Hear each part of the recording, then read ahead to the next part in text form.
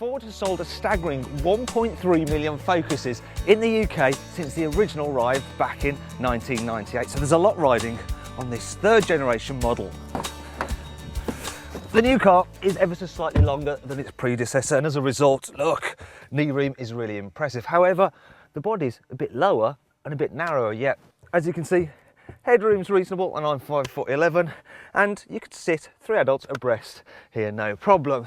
I want to show you this about the seats, because when you fold them down, they lie pretty much completely flat, and that's not something you can say about all the Focus's rivals. There's plenty of practicality here in the front too. The side door bins are large, there's room for bigger bottles than that, and there's a cavernous centre cubby as well. Got a couple of cup holders down here, and as for comfort, it's dead easy to find your ideal driving position because there's so much adjustment in the seat and the steering wheel. I like the sporty instrument dials and the nice steering wheel as well. As for standard equipment, well, right across the range you get air conditioning, you get ESP anti-skid control, and also a digital radio, which on this model is controlled using these buttons, which are handily laid out like those on a mobile phone.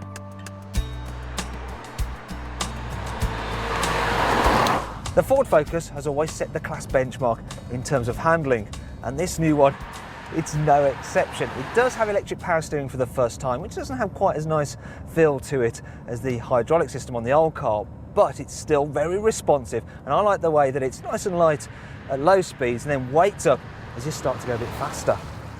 Ford has fitted the car with something called tool vectoring, and as a result, it's got loads of grip in corners, and it means the car feels more like a sports car through the bends than your average small family hatchback, and it's especially good fun if you go for the new 1.6 litre EcoBoost turbo petrol engine.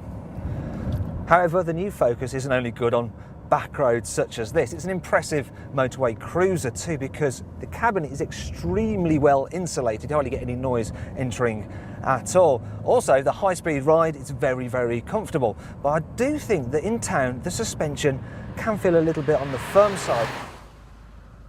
And as for other problems, well, while quality is generally very good, there are certain things that feel a bit on the cheap side, such as these flimsy switches and how the steering column seems to be covered by just a little bit of fabric. Also, on lower spec cars, the door trims are all hard brittle plastic. It is soft touch on the top of there on the high spec titanium models, but they're a bit pricey. And then there's the boot, because it's a bit smaller than that of its main rivals. For instance, the Vauxhall Astra's has 54 litres more space. What's more, the Focus won't hold its value quite as well as the VW Golf come resale time. And finally, if I'm honest, I'm not too sure about these new looks, but then they say beauty's only skin deep, and deep down, well, the new Ford Focus is an extremely good car.